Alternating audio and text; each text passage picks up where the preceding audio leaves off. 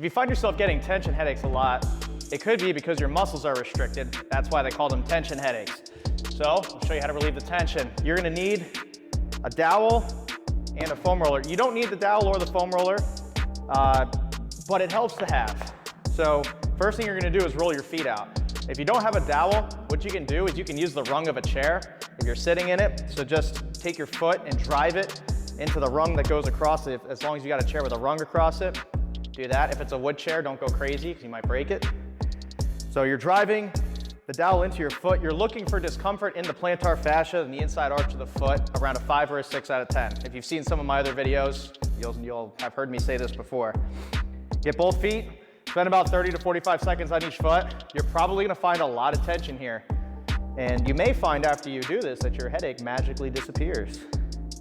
If it doesn't magically disappear, we're gonna move on to the calves. For that, you're gonna want a foam roller.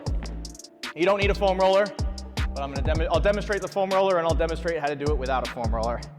So if you've got the foam roller, put both feet on it, and then I'm rotating my hips side to side, and I'm scooting my hips forward and back, posting up on my arms in the back. Now, this might be too much for you.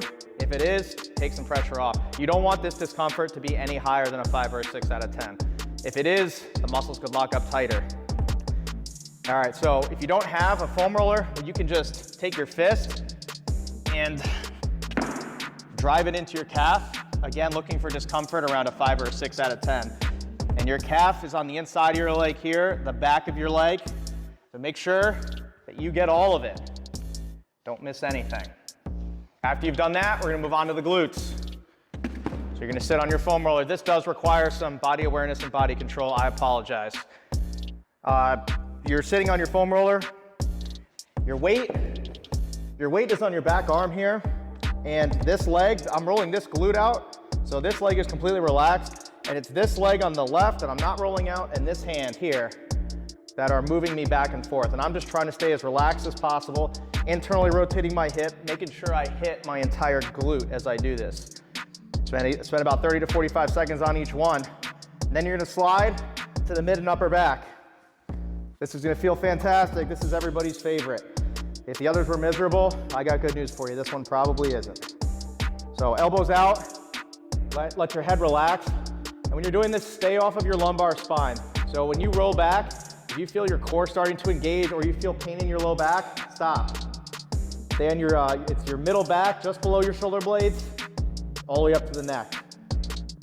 After you've done that, we're gonna go up to the occipitals, and you're gonna do this with your thumbs. So I'll show you. Your occipitals are here in your neck. So work the tissue from your neck up here to the occipitals and push. And it helps to tuck your chin as you do this. That makes the stretch. What you're doing is you're stretching your fascia, and it makes that stretch even bigger. Spend about probably 45 seconds to a minute on this one. Really drive, and you can do some trigger point release here in your head.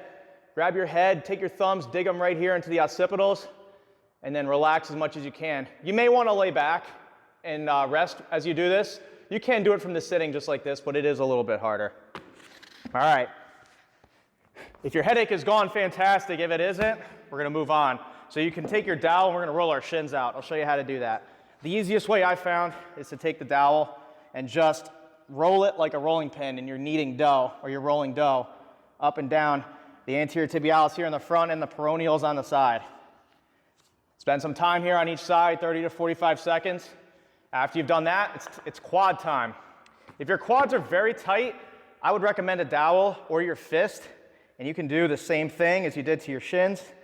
You've got a quad here on the inside, you've got a quad on top, and a quad on the outside, and a quad up here on the top, rectus femoris. Make sure you're hitting all of them, because any one of them can be causing the tightness, which is manifesting as a headache.